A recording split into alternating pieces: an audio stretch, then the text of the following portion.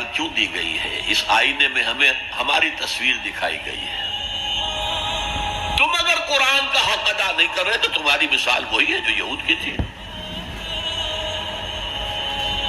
بئس مثل القوم الذین کذبوا بآیات اللہ، بری مثال ہے اس قوم کی جس نے اللہ کی آیات کو جھٹلایا۔ تو زبان سے تو یہودیوں نے کبھی نہیں جھٹلایا تورات کو، عمل سے جھٹلایا ہے۔ یہ وہ 5 مقامات ہیں جن میں اللہ تعالیٰ نے خود اپنے کلام کی شرح بیان کی ہے، تعریف کی ہے، اس کی عظمت کو بیان کیا۔ اب میں آپ کے سامنے ایک حدیث رکھنا چاہتا ہوں، حضور نے کیا فرمایا۔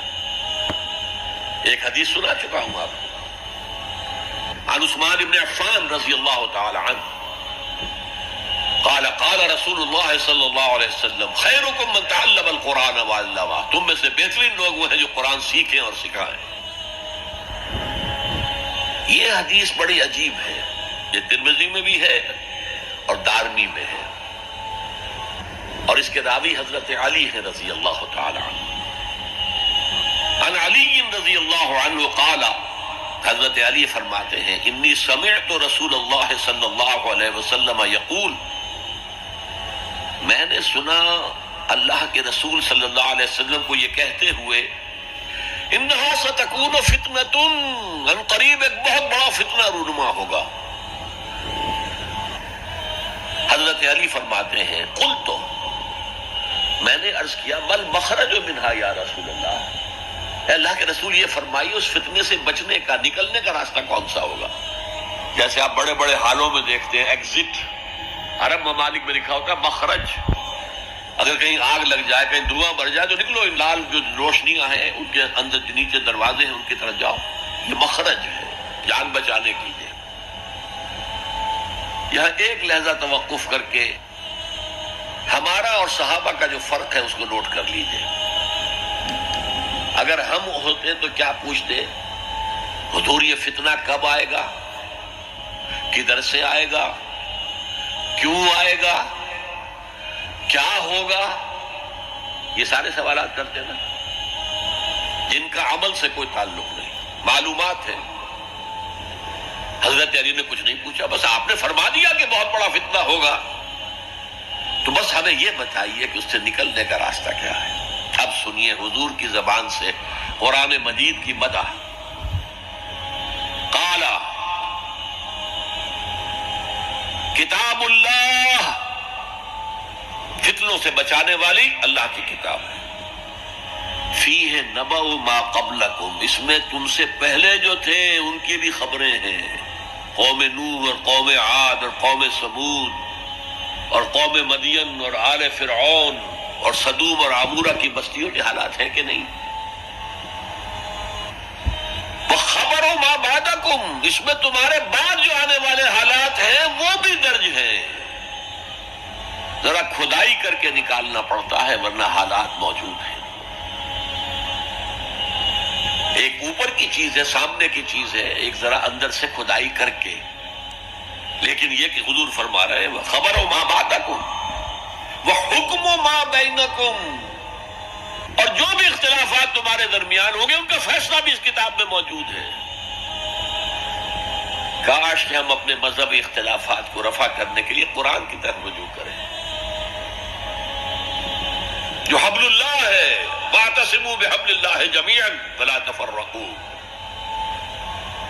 تو فرمایا کتاب اللہ فیہ نبأ ما قبلکم وخبر ما بعدکم وحکم ما بینکم، هو الفصل لیس بالحزل، وہ فیصلہ کن کلام ہے، ایسے ہی یابہ گوئی نہیں ہے، یہ قرآن کی آیات ہے۔ انہ لقول فصل وما هو بالحزل، سورہ طارق کے اندر آیا، طارق میں هو الفصل لیس بالحزل من ترکہ من جبار قسمہ اللہ، اگر کوئی جبار شخص اپنی سرکشی میں اس قرآن کو ترک کر دے گا اللہ اسے پیس کر رکھ دے گا۔ وَمَنِ ابْتَغَى الْهُدَى فِي غَيْرِهِ أَضَلَّهُ اللَّهُ، اور جو کوئی ہدایت حاصل کرنا چاہے گا قرآن کے سوا کسی اور چیز سے، اللہ اسے لازماً گمراہ کرے گا۔ کتاب ہدایت تو یہ ہے، وَهُوَ حَبْلُ اللَّهِ الْمَتِينُ، اور یہی تو ہے اللہ کی مضبوط رسی، جو قرآن میں کہا گیا وَاعْتَصِمُوا بِحَبْلِ اللَّهِ جَمِيعًا۔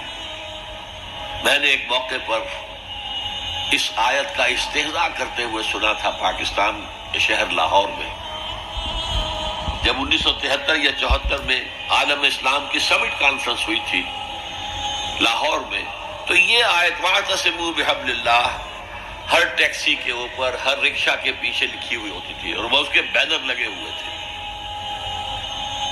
تو میری کوئی کتاب ایک پریس میں تھی، میں اس کے لیے جلدی کے لیے کہنے کے لیے کہ جلدی شائع کرو، وہاں گیا تو وہاں ایک صاحب تھے آزاد کشمیر کے محکمہ اطلاعات کے بہت بڑے افسر، اور وہ کہہ رہے تھے کیا محمل کلام ہے، کہاں ہے وہ رسی، کس کو پکڑے؟ انا للہ و انا الیہ راجعون۔ حضور فرما رہے ہیں هو حبل اللہ المتین، یہ ہے رسی اللہ کی۔ ایک حدیث میں آتا ہے القرآن حبل اللہ الممدود من السماء الى الارض، یہ اللہ کی رسی ہے جو آسمان سے زمین تک تنی ہوئی ہے۔ ایک اور حدیث بہت پیاری ہے، میں آپ کو بتائے بغیر نہیں رہ سکتا۔ حضور اپنے حجرے سے برآمد ہوئے تو آپ نے دیکھا مسجد نبوی کے کونے میں صحابہ بیٹھے ہیں، قرآن کا مذاکرہ کر رہے ہیں۔ مذاکرہ ایک ہوتا ہے درس، ایک شخص بول رہا ہے دوسرے سن رہے ہیں، یہ نہیں، مذاکرہ آپس میں۔ حضور کے چہرے پر بشاشت کے آثار ظاہر ہوئے، آپ چل کر آئے، آپ نے ایک سوال کیا عجیب، الستم تشہدون، کیا آپ لوگ اس کی گواہی نہیں دیتے اللہ الہ الا اللہ وانی رسول اللہ ہے وہذا القرآن جاء من عند اللہ، کیا آپ لوگ اس کی گواہی نہیں دیتے کہ اللہ کے سوا کوئی معبود نہیں اور میں اللہ کا رسول ہوں اور یہ قرآن اللہ کے پاس سے آیا ہے؟ جواب کیا تھا؟ بلا یا رسول اللہ، بلا یا رسول اللہ، بلا یا رسول اللہ، اللہ کے رسول کیوں نہیں، ہم گواہی دیتے ہیں۔ اب فرمایا جس کے لیے میں نے یہ حدیث سنائی، فاستبشروا، خوشیاں مناؤ، جیسے ہم نے دوسرا جو تھا سورہ یونس کی آیات فَبِذَلِكَ فَلْيَفْرَحُوا، خوشیاں مناؤ، جشن مناؤ اس قرآن پر، فاستبشروا، تو بشارتیں حاصل کرو، فَإِنَّ هَذَا الْقُرْآنَ طَرَفُهُ بِأَيْدِيكُمْ وَطَرَفُهُ بِيَدِ اللَّهِ، اس قرآن کا ایک سرا تمہارے ہاتھ میں، ایک سرا اللہ کے ہاتھ میں۔ تو فرمایا هو الذکر الحکیم، جو قرآن کہتا ہے ذکر کرو، کھڑے بیٹھے، سب سے بڑا ذکر قرآن ہے۔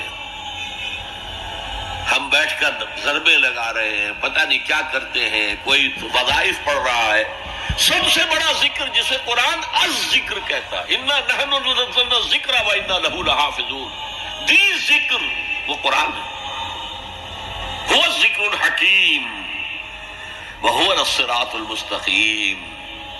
اور تم نماز کی ہر رکعت میں کہتے ہو اہدنا الصراط المستقیم، وہ صراط مستقیم تو اللہ نے تمہیں دے دیا ہے، یہ قرآن ہی تو ہے صراط مستقیم۔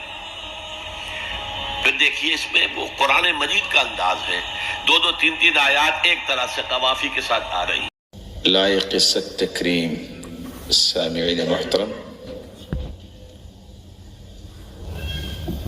اللہ رب العزت ہم سب کے خالق و مالک ہے، اور اس کا احسان عظیم ہے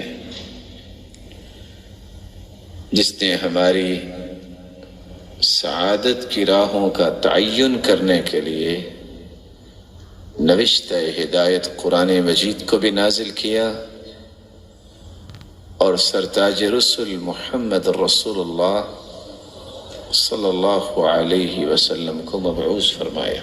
یہ خوش بختی چاہیے، خوش نصیبی چاہیے۔ عقبہ بن عامر کی بات کو غور سے سنیے، اللہ کے رسول نجات کیا ہے؟ قال لا يزال لسانك رطبا من ذکر اللہ، تیری زبان اللہ کے ذکر سے تر ہو، دنیا میں بھی نجات ہے اور آخرت میں بھی نجات ہے۔ آپ کثرت سے استغفار کریں، چلتے پھرتے استغفر اللہ، لا الہ الا اللہ، الحمدللہ، لا حول ولا قوة الا باللہ، حسبی اللہ ونعم الوکیل۔ آپ اس کی لذتیں دیکھیے کہ آپ کی زندگی میں کیسے آتی ہے۔ اور قرآن کیا کہتا ہے؟ فقلت استغفروا ربكم إنه كان غفارا يرسل السماء عليكم مدرارا ويمددكم بأموال وبنين ويجعل لكم جنات ويجعل لكم أنهارا ما لكم لا ترجون لله وقارا استغفار تم کر لو، نقد انعام سارے گناہ بھی اللہ معاف کر دیں گے، موسلادھار بارشیں بھی برسائیں گے، تمہارے پاس مال نہیں ہے تو مال بھی وافر دے دیں گے، اولاد کی نعمت نہیں ہے تو اولاد بھی دے دیں گے، تم سارے پھل تو کبھی کھائے نہیں تم نے زندگی میں کہ سارے پھل ہی گھر میں لے آئے پوری منڈی اٹھا کے، تم استغفار کرو اللہ تمہیں باغات کا ہی مالک بنا دے گا، تمہارے لیے نہریں جاری کر دے گا۔ بلکہ دوسری جگہ اللہ رب العزت فرماتے ہیں جس نے زندگی بھر سکون لینا ہے وہ کیا کرے؟ وَأَنِ اسْتَغْفِرُوا رَبَّكُمْ ثُمَّ تُوبُوا إِلَيْهِ يُمَتِّعْكُمْ مَتَاعًا حَسَنًا إِلَى أَجَلٍ مُّسَمًّى۔ استغفار کر لو، جب تک زندہ رہو گے اللہ تمہیں چین نصیب فرما دے گا۔ تم جسمانی کمزوری، مالی کمزوری، خاندانی کمزوری، ملی کمزوری کی شکایت کرتے ہو، ساری کمزوریوں کو قوتوں میں بدلنا چاہتے ہو تو اس کا علاج کیا ہے؟ وَيَا قَوْمِ اسْتَغْفِرُوا رَبَّكُمْ ثُمَّ تُوبُوا إِلَيْهِ يُرْسِلِ السَّمَاءَ عَلَيْكُمْ مِدْرَارًا وَيَزِدْكُمْ قُوَّةً إِلَى قُوَّتِكُمْ وَلَا تَتَوَلَّوْا مُجْرِمِينَ۔ استغفار تم کر لو، اللہ تعالیٰ تمہاری ہر کمزوری کو قوت میں بدل دیں گے۔ امام احمد بن حنبل رحمۃ اللہ علیہ گھر سے نکلے، مسجد پہنچے، کہتے ہیں کہ لیٹ ہو گیا ہوں، مسجد والے سے کہا مجھے کچھ آرام کا موقع دے دیجیے، کہا نہیں ہمارا نظام ہے یہاں نہیں کچھ ہو سکتا۔ السلام علیکم ورحمۃ اللہ وبرکاتہ۔ ہم قرآن مجید ترجمے تفسیر سے سنیں، سیکھیں، عمل کریں تاکہ مسلم بائے برتھ کی بجائے مسلم بائے پریکٹسنگ اسلام بن جائیں۔ السلام علیکم۔ ہمارا اللہ ایک وہ رب العالمین ہے، ہمارے رسول محمد صلی اللہ علیہ وسلم ایک وہ رحمت للعالمین ہے، ہمارا قرآن ایک وہ کلام اللہ آسمانی کتاب ہے۔ اپنے مرحومین تمام مسلمین اور مسلمات کی ایصال ثواب کے لیے دعا ضرور کریں۔